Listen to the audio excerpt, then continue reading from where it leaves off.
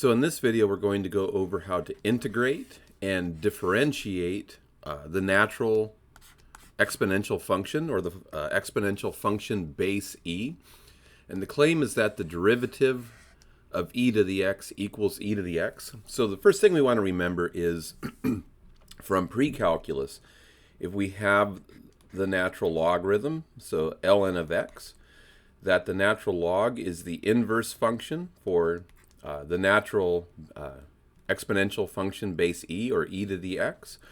So from pre-calculus, we want to remember that e to the natural log of x equals x, and similarly, the natural log of e to the x is just equal to x. So if we start off with this relationship here, the idea that the natural log of e to the x is equal to just x because of the inverse relationship between the natural log and the exponential function base e, then what we can do is take the derivative of both sides. So we can take d dx of the natural log of e to the x and d dx of x. And the derivative of x is just 1. And we know how to do the derivative of a logarithmic function. We know that we get 1 over whatever's inside the natural logarithm times, and remember it has, when we take the derivative of the natural log, we get that crap prime over crap form. So we get 1 over e to the x times the derivative of e to the x, whatever that turns out to be. And then right here I see that I can multiply both sides by e to the x.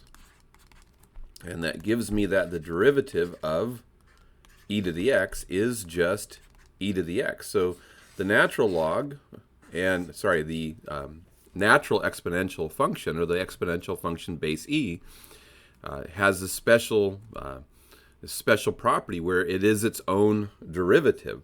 And then once you know that the derivative of e to the x equals e to the x, if you have d dx of e to the u, where u is any function of x, you know by the chain rule that the derivative of e to the u is going to be e to the u times u prime, and this is just applying the chain rule.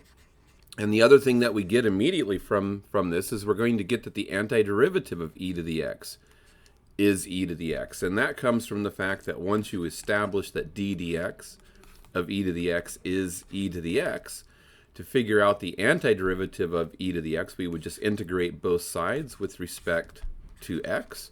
And the antiderivative cancels the derivative. We wind up getting e to the x out of that,